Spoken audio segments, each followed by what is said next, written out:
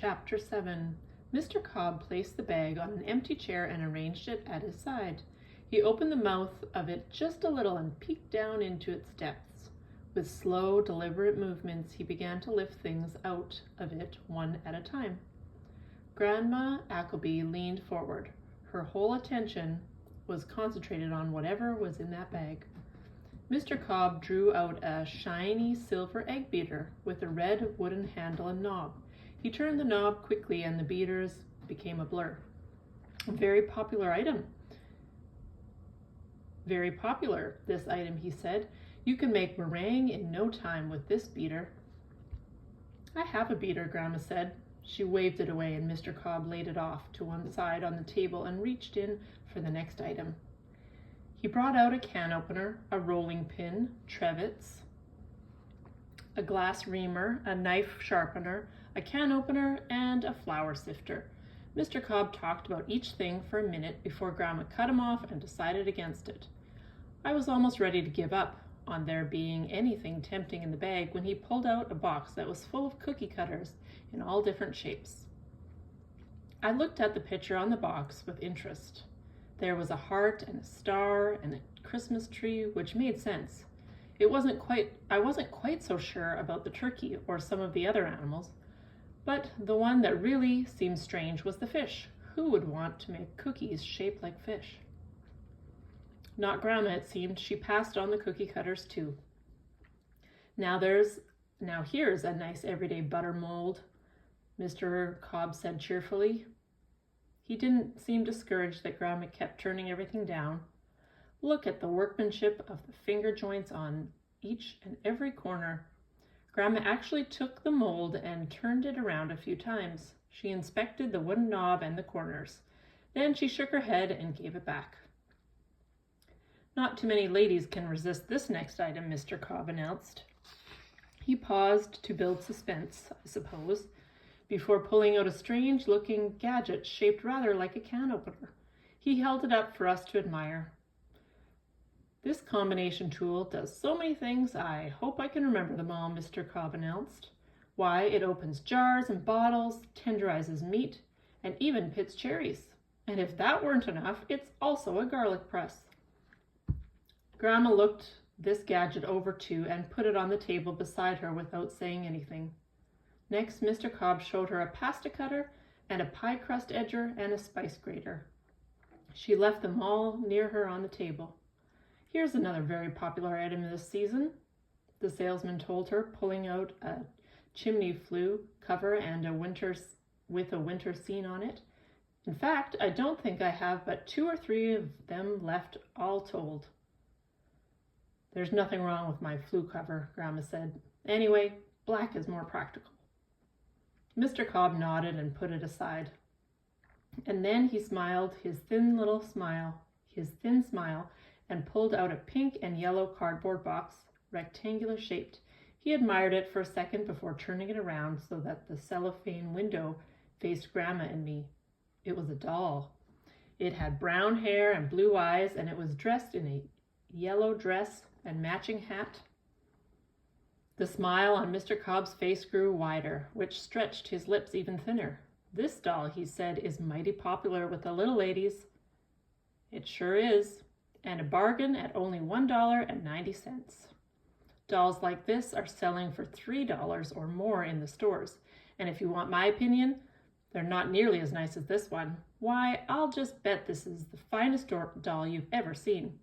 Suddenly my chest hurt, and not because I wanted that doll. I didn't. Not even a little bit. It hurt because I could see anger on Grandma's face.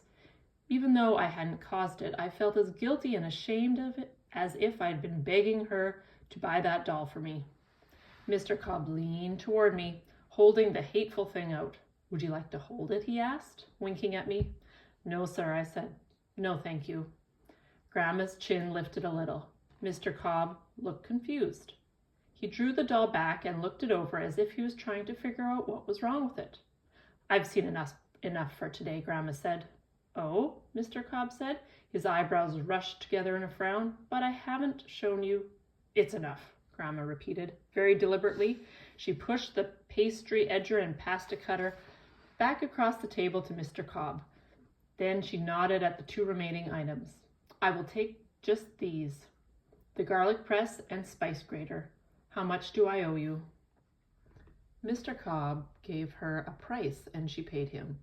As small as he already was, he seemed to shrink a little. He gathered up his wares and put them back into the black bag, leaving out only the 2 things Grandma had purchased. Now I'll try to get back before the snow flies, but I can't make any promises, Mr. Cobb told her as he tucked away the last few things. I sure hope there's nothing you'll need before my next visit. Anything I managed without for all these years, I can manage without until you come back again, Grandma said. And then he was gone, struggling to carry his bag back the way he'd come. Grandma saw him to the door, but not before she gave me a look that made it clear I was to stay right where I was. When she returned to the kitchen, she picked up her new gadgets, looked them over, washed them, and put them into a drawer. Chapter 8. The next day was Saturday. Right after breakfast was over and I'd given Sammy his morning meal, Grandma announced that we would be going to town. She looked me up and down with one of her sighs and said that I should put on something that made me look less of a ragamuffin. To that, she added that I might try to behave myself properly and not disgrace her in front of other people. I put on the skirt I'd worn that first day and brushed my hair extra carefully. I even turned one of my white ankle socks inside out and used it to shine up my patent leather shoes before putting them on. Even though I was going with Grandma, the thought of a trip into Waybolt was exciting. It would be my first chance to see the town that had been my mother's for her whole life, or at least until she married my dad. I wanted to look my best. But when I presented myself downstairs, Grandma shook her head sadly like she just couldn't quite believe what she saw. Come sit, she said, pointing to a chair. I went nervously and was startled when she began yanking at my hair. For a second, I thought she was pulling at it for no reason, but I soon realized she was making braids. Hold still, she told me more than once. I did my best, even though it was difficult with Grandma tugging and jerking my head the whole time. When she was finished, she said she was no miracle worker and that was the best she could do. I never had braids before. I can only make ponytails. It would have been nice to see how the braids looked, but there was no chance for that. Grandma shooed me into the middle of the seat of Uncle Roger's truck and told me not to be making noise on the drive. Then she got in beside me on the passenger side. Is Uncle Roger coming too? I asked. Of course he is, Grandma said. How else would we get there? I thought you were going to drive, I told her. I don't drive, Grandma said. Don't you know how? I asked, but Grandma said nothing more. Uncle Roger came along after another moment or two. He got in and looked down at me like he was going to say something, only he didn't. Instead, he stared for a few seconds, and then he faced forward and turned the key. The truck grumbled a couple of times and then started up. The motor made a low, growly sound all the way to town. It was the only sound on the whole drive. Nothing like when I go in the car with Daddy. We always sing or talk or play games like guessing which color the next car we meet will be. I sat and watched out the window, but there wasn't much to see except more farms until we got to Waybolt. The farms all looked the same, fields and fields of grain stretching out on every side of tired-looking farmhouses. It might have been my imagination, but it seemed like the barns and silos were better cared for than the houses. Most places had big old trucks like Uncle Roger's, though I don't know if they were Ford pickups too.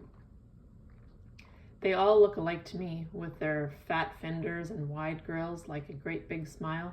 None of the trucks were shiny. Not like in Moose Jaw, where it seems all the men are forever washing their cars. Daddy too. He keeps our car good and shiny all right, and he lets me help wash it and rub in the wax when it's dry too.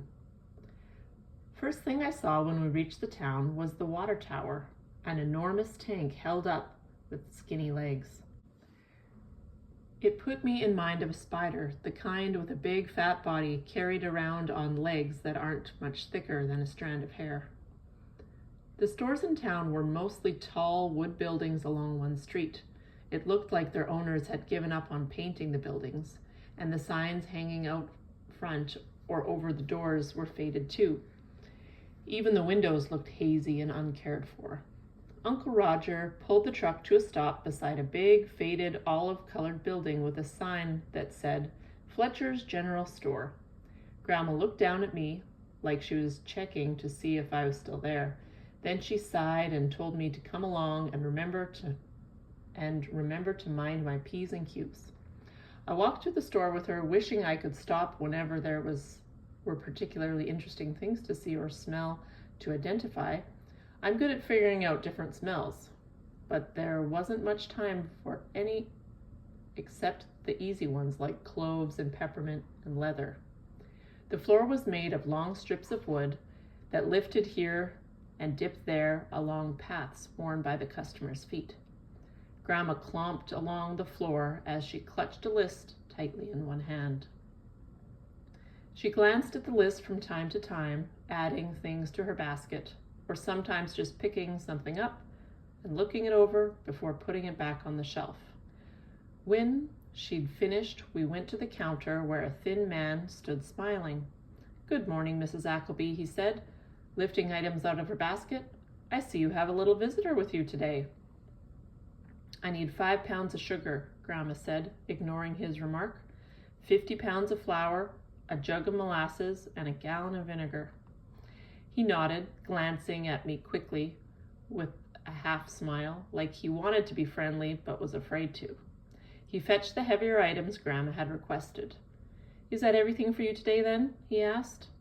His voice sounded too loud and cheery. When Grandma nodded, he pulled out a book and flipped a few pages until he came to one with her name on it. He wrote down each thing in the order and added up the total. Then he turned it around and slid it across the counter to Grandma.